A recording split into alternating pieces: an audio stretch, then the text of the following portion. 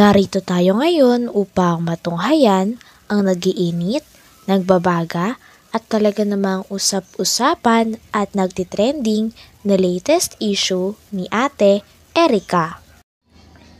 Sa pagpapatuloy ng ating istorya ay narito nga muli si Kalingap Val upang pag-usapan at upang maresolba ang problema ni Ate Erica sa pagitan ng kanyang lolo at ng mga pamilya na naiwan nila pagkatapos nilang magkaroon ng bahay at pera ng kanyang kapatid na si Sheila May. Dito nga ay pinapangaralan ni Kalingap Val ang tita nila Ate Erica na sana ay hindi na lang ito nagsalita at inuna niya muna ang reputasyon nila Ate Erica. Grabing inggit mo, tita. Huwag ka naman ganyan, tita. Kung ikaw ay naiinggit, huwag kang ganyan. Pamangkin mo yan eh. Pamangkin mo, naiinggit ka. Lagyan si Erica, sama-sama kami dito. Sino ang nagagastos ng gastusin sa bahay? Sino nanunumbat na, oh. Nila nung wala pa sila. Nanunumbat na po. Kaya huwag kayong magawa-gawa ng kwento.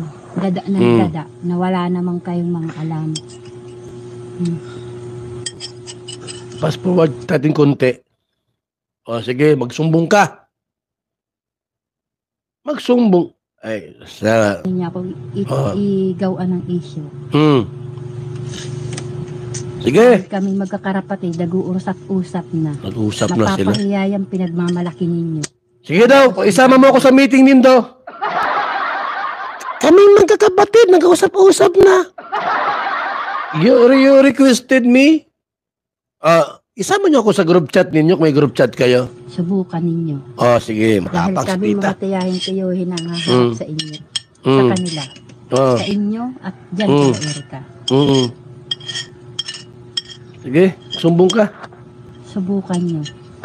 Namumuro na kayo. Sige na! Yan namin. Tagal tong inggit ka lang. Pasikatin si Erica, pasikatin ninyo. Hubaran Inggit ka lang. Wala kami pakialam dyan. Gitira kang maray. Hindi yung pakialam ng inyong pamilya namin. Sus! Magulang namin. Sumusobra na kayo. Wala ko sa'yo. Gitira ka. Binabaliktad ninyo? Totoo naman. Kapatid ko, scammer. Scammer ka? Gitira na mga kali. Scammer sila. Ay, sila. Hindi pala siya. Sorry, tita. Para malaman ninyo kung sino ang talaga naghahawak ng pera. Kung sinong scammer. Sila, hindi kami. Aha. Alam, tao kami sa Pusporo. Wala kami. Matinding yon, revelasyon na Kalingap. Sila ang scammer. Sinong ini-scam ninyo? Yung kalahating milyon? Lumabas ng totoo. Magkakapatid. Si Sheila May ang promotor. Ay! Si Sheila May ang scammer. Ang bihira ka, Sheila May. Kita ka na dyan sa may, sa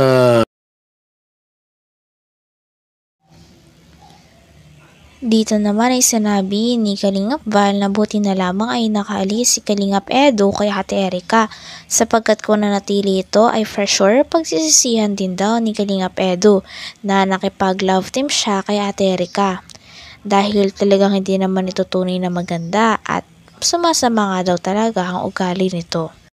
Tunay. Mabuti nga ulit hindi siya napunta kay Erica si Edo. Erica. Kawawa si Edo pag napunta si Edo kay Erica. Kasi mag-aano siya eh. Sabi ko, anong ganda ito? Plastic na ganda ito. Payat pa. May itsura. Pero si Biancy mga Kalingap, malaman na maganda pa. Kung nagkataon po na sila ni Edo, ni Erica Edrica, kawawa po si Edo. Kasi yung kanyang kapartner, si Erica, hindi maganda po. Hindi maganda. May itsura po. Ibang maganda, ibang may itsura. Ang may itsura po si Biancy.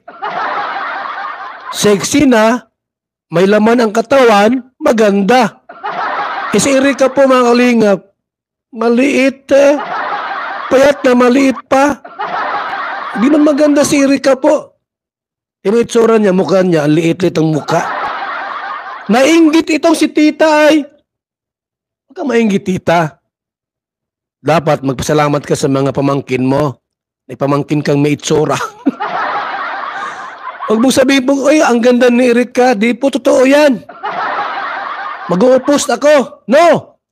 Hindi maganda si Erika. May itsura lang po. May itsura lang.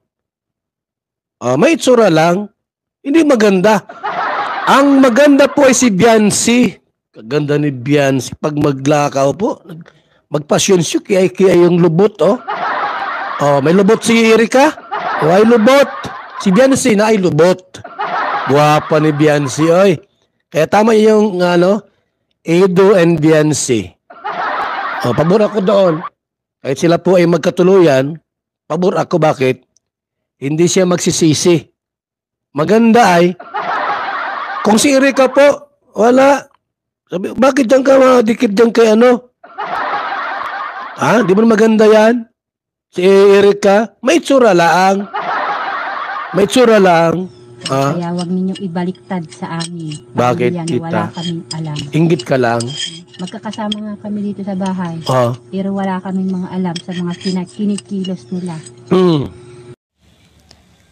Sabi nga ni Kalinga Val na kung totoo na walang inggit na nararamdaman ng ate ni Erika kay Ate Erika ay sana tawagan daw nito si Kalinga Val, sapagkat kapag nakausap na raw ni Kalinga Val ang tita nila sa personal at nasabi sa kanila mga tunay na nangyari, ay doon lang daw maniniwala si Kalinga Val dahil gusto niya sa personal na re-resolba ang mga away na ganito at gusto niya ay siya mismo ang makakarinig hindi sa online kundi sa personal. Matix, Kuya Bal, di ako naiinggit dyan sa dalawa na yan.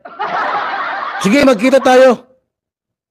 Sa akin mo sabihin lahat yung mga bakit napunta yung kalahating milyon, anong ginawa ni Sheila May.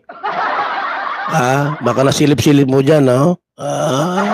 Kwento mo sa akin kung talagang walang inggit. Sabihin mo sa akin, number ko, 0929 1132469. Sa akin mo ikwento lahat. Kung ikaw ay walang inggit. Subukan ninyo ako na mag-live. Napapahiya yung pinagmamahal. Ay, sus! Subukan niyo. Inggit ka lang. Yung magulang ko, halos di na namin maintindihan kung anong gamutan na ang mangyayari. Tumawag ka dito sa cellphone ko. Daw. Kita. Nandiyan ka sa ating live. Tawagan mo ako sa cellphone ko. 0929-1132469. Murahin mo ako. Sige, murahin mo ako dito. Na hindi ka inggitira. Inggitira kang maray. Sa naong pa lang, lamig kumuton naong sus. Nasa harap ka lang, ginumot ko yung naong ni mo. Tanda-tanda mo na, nainggit ka pa sa pamangkin mo. Sapagkat may itsura sila, ikaw wala. Sabihin mo maganda, hindi sila maganda. Si Sheila May, sus, hindi man yan maganda, may itsura. Si Erika, may itsura. Ang maganda po si Biancy. Ganda ni Biancy, no? Grabe. Sexy na, malaman pa, maganda pa. Tuloy mo. Ganyan ang ginagawa ninyo ng mga issue-issue. Nasubukan ninyo na may mangyari sa magulang ko. Sige daw, magkwento ka. Magkwento ka lang. Huwag kang mapagod magkwento. Nag-video ako dahil gusto kong sabihin sa inyo ang totoo. Dahil sobra na yung mga ginagawa ninyo na panlalait sa magulang ko, sa magulang namin. Kung noon hindi kami nagkikibo. Dahil sino ba naman? Hanggang dito na lamang muna ang ating nag-iinit, nagbabaga, pinag-uusapan at talaga ng mga nagtitrending na latest issue ni Ate Erika. Maraming salamat sa inyong panunood. Hanggang sa muli. Bye!